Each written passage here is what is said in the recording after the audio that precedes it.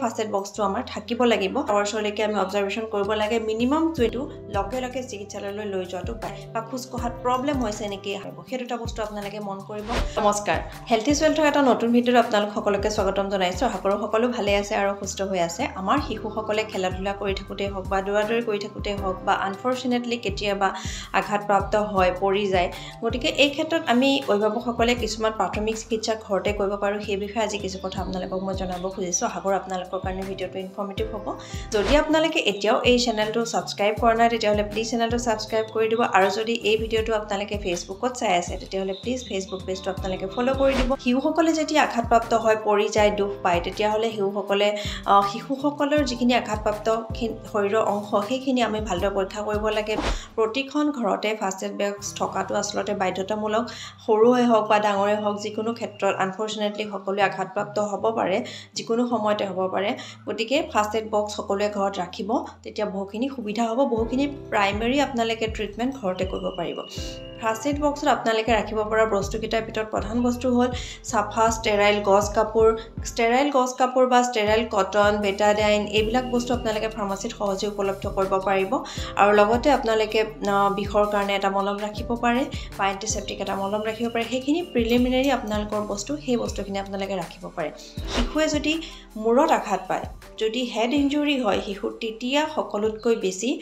আমি অবজাৰভেশ্যন কৰিব লাগে শিশুটিক বা সকলোতকৈ বেছি আমি গুৰুত্ব দি যতন ল'ব লাগে কিয়নো হেড ইঞ্জুৰি শিশুৰ কাৰণে ক্ষতিকাৰক হয় বহুখিনি ক্ষেত্ৰত শিশুৱে বহুত দুৰ্ভোগ ভুগিব লগা হয় ইয়াৰ কাৰণে সেইকাৰণে হেড ইঞ্জুৰি কোনটো লেভেলত হৈছে সেইটো আমি অবজাৰ্ভ কৰিব লাগিব যদি শিশুটিয়ে অলপমান দুখ পাইছে ফুলি গৈছে টেমুনা উঠি গৈছে তেতিয়াহ'লে প্ৰথমে কোৱাৰ দৰে আপোনালোকে আইচ পেক লগাব পাৰে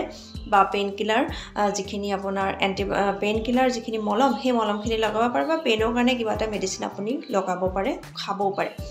তেতিয়াহ'লে ঠিক আছে কিন্তু যদি শিশুটিয়ে মূৰত আঘাত পোৱাৰ পিছত চেন্সলেছ হৈ গৈছে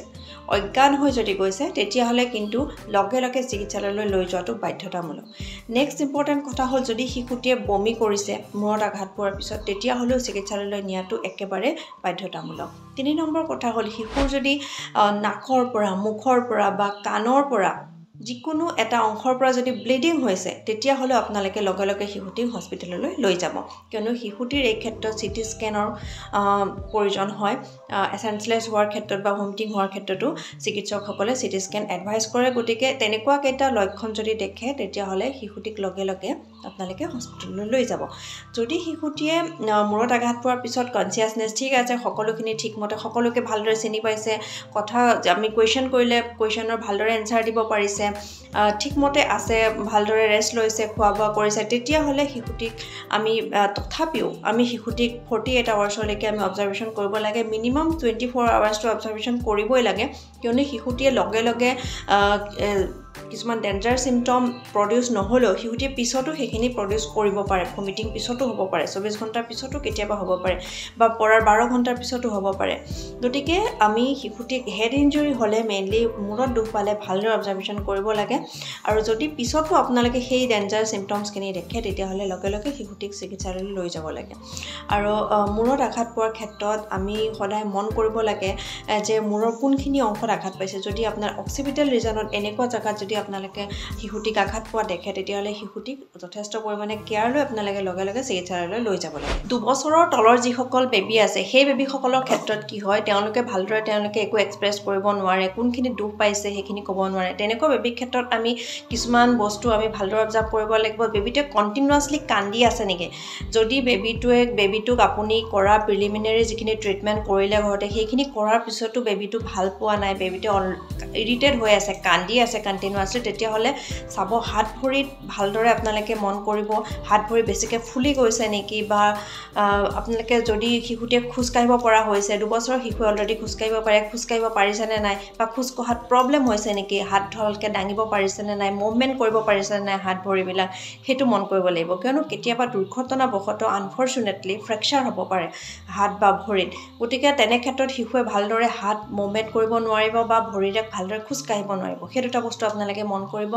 আৰু যেহেতু 2 বছৰৰ তলৰ শিশুৱে ভালদৰে একো এক্সপ্ৰেছ কৰিব নোৱাৰে যদি আঘাতপ্ৰাপ্ত হয় 2 বছৰৰ তলৰ শিশু যদি হেড ইনজুৰি হয় তেতিয়া কিন্তু আপোনালোকে লগে লগে চিকিৎসালয়লৈ লৈ যাব